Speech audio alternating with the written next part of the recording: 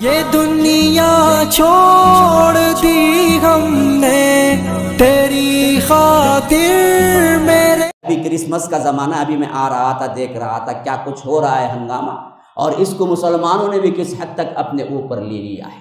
Gift چلتے ہیں، happy Christmas کے نعرے لگتے ہیں، ہیپی نیو ایئر کے نعرے لگتے ہیں۔ حرام کلمہ ہے، حرام کلمہ ہے، کلمہ یہ حرام ہے۔ وہ خدا مانتے ہیں، خدا کی پیدائش کوئی نہیں ہوتی، اور ہم سمجھتے ہیں کہ اعلان کر کے ہیپی کہہ کر ہم دراصل کیا کر رہے ہیں، ان کے خدا کے لیے راہ ہموار کر، اور کہتے ہیں کہ بھائی رواداری ہے۔ بھائی ارے کیا وہ لوگ نہیں بولتے کیا؟ ہمیں ہیپی عید نہیں بولتے کیا؟ ہیپی رمضان نہیں بولتے کیا؟ ارے ان کے مذہب کو چھوڑو، وہ کیا بولتے ہیں کیا نہیں بولتے ہیں چھوڑو، مذہب تمہارے اندر ہے اور تمہارے لیے جنت کی فکر ہے، تو یاد رکھو یہ کلمہ تم ادا نہیں کر سکتے، اور اس طرح کے دوسروں کے اپنی تہذیبیں مٹا کر دوسروں کی تہذیبیں لے نہیں سکتے۔ تہذیب اللہ کے رسول صلی اللہ علیہ وسلم نے دی ہے، لیکن ہم اپنی امت ہونے کا احساس ہی کھو چکے ہیں، تو ہمارے اندر دوسروں کے جتنے بھی معاملات ہیں تہذیب کے اعتبار سے، وہ ہم کو اپنانے میں کبھی غیرت نہیں آتی، شرم نہیں آتی، حیا نہیں آتی۔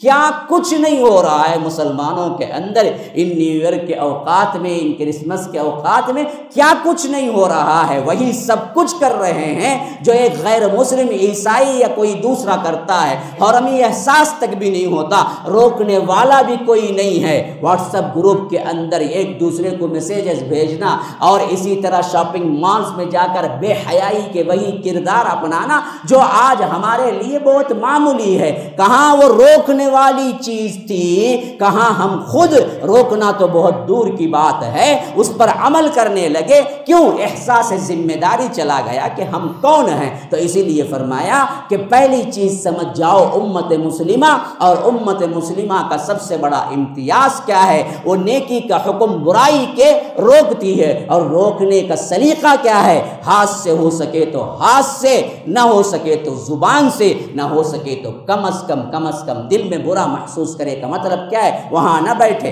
ان کے ساتھ شرکت نہ کرے، ان سے علیحدہ ہو جائے۔ کہاں اس قسم کی باتیں ہیں؟ کسی گروپ میں اس قسم کا کیا ہے؟ Happy new year, happy Christmas کا کیا ہے؟ آپ گروپ میں کسی گروپ میں تھے، مثلا کسی گروپ میں تھے، اور آپ کو ایسا پیغام آیا، لیفٹ ہو جاؤ اس گروپ سے، گروپ ہی میں مت رہو۔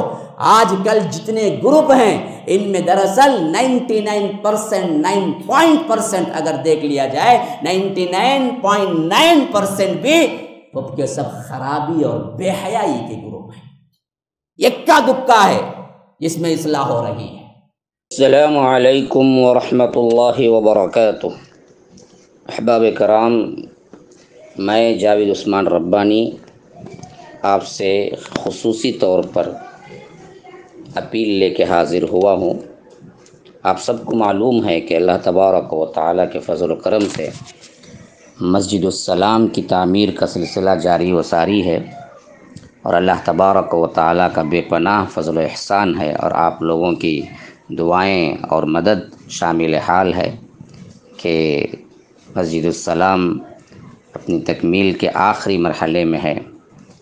فین، لائٹ، اے سی اور اسی طرح انٹیریئر ڈیکوریشن، لفٹ اور فلورنگ کا کام باقی ہے، جس کے لیے اشد ضرورت 35 لاکھ کی ضرورت ہے۔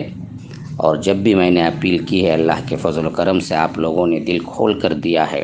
اہل خیر حضرات کے لیے بہترین موقع بھی ہے اللہ کے راہ میں دینے کا، تو آپ لوگوں میں آگے آئیے، اور اس میں جو ہو سکتا ہے جلد سے جلد مدد کیجیے، کیونکہ ہمارا پروگرام یہ ہے کہ رمضان المبارک کے پہلے اس کا افتتاح کر لیا جائے، تو ہمارے پاس وقت بہت کم ہے، اور اس سلسلے میں پیسے کی جو رقم میں نے بتائی 35 لاکھ اشد ضرورت ہے۔ تو آپ تمام سے گزارش ہے کہ آپ اس میں حصہ لیں، بڑھ چڑھ کر، کوئی 1 لاکھ، کوئی 2 لاکھ، کوئی بڑی ذمہ داری کا، کوئی ٹائلز کا اور اے سی کا اپنی ذمہ داری میں لے لے۔ جو ہو سکتا ہے جی پے نمبر بھی دیا گیا ہے، آپ اس کے ذریعے سے بھی مدد کر سکتے ہیں۔ اکاؤنٹ نمبر بھی آپ کو یہاں پر اسکرین پہ دکھایا جا رہا ہے، اس سے بھی آپ مدد کر سکتے ہیں۔ اللہ کی اس مسجد کے لیے دل کھول کر تعاون کیجیے، اللہ تبارک و تعالی جنت میں آپ کے لیے ایک گھر بنانے کا وعدہ کیا ہے۔ شکراً فجزاکم اللہ احسن الجزاء، والسلام علیکم ورحمۃ اللہ وبرکاتہ۔